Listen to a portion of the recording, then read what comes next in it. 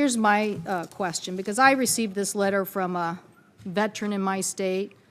I'm a 20-year military veteran. I retired from the Navy in 2013, and after a career that included 11 years at sea and multiple deployments supporting combat operations under 4 presidents, now he's looking at this proposal. His bottom line is he thinks he's going to end up paying $5,000 more in taxes. When he looks at what he itemizes now and the changes that are being proposed, he thinks he's going to pay $5,000 more. He wants to know what's going on. And I have to tell him, I have to find out what this latest draft that came out last night at 10:30 says so that I can tell you for sure whether you're going to pay $5,000 more or not, which, as I have said yesterday, this change to local deductions is just on the backs of middle-class taxpayers the wrong way to go. But here's my question. We've had this debate. We've had this debate about S-corps and pass-throughs.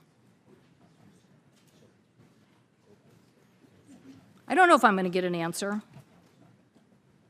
but here's my calculation. In the President's last filing of personal disclosure, he reported $529 million over a 15-and-a-half-month period. So let's boil that down to just 12 months, which might mean $156 million. At a tax rate at 39.1% versus now this change to him, 31%, would mean the President would get a $32 million tax break. Now, I can't verify all that math because I'm just going off of what his financial disclosure says. If I had his tax returns, we might know.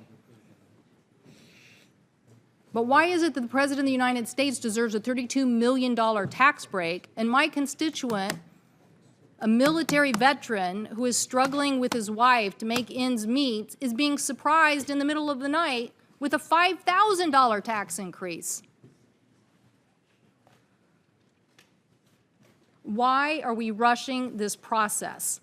Why are we trying to rush this process and, in the dark of night, do things that change our tax codes in ways that we can't even understand? And as I said, since I've been spending all my time over at the other committee who's trying to do the same lickety-split change to our tax code, here's my question that you probably can answer.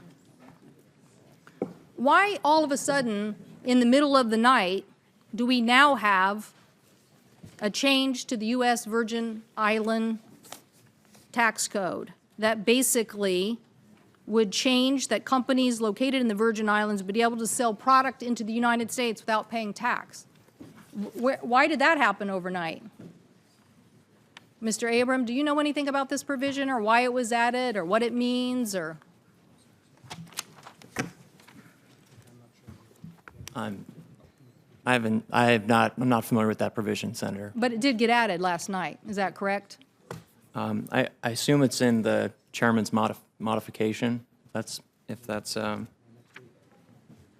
where it is.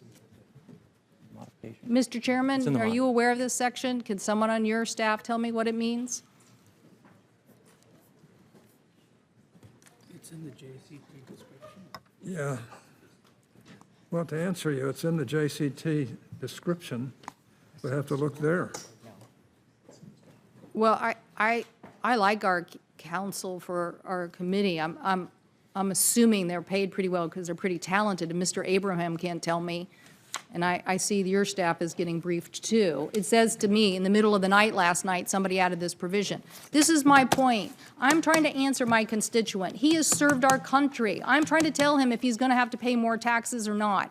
And I'm going to have to answer him of why the President of the United States gets a $32 million tax break or some number. The President can clarify this for us. I'm happy to hear that he's maybe not going to pay, he's not going to get a $32 million tax break. I'd love him to come clean about what his taxes are, but in the middle of the night, this provision change, I don't know what else is going to add in and what's going to change. I need to be able to explain this to my constituents.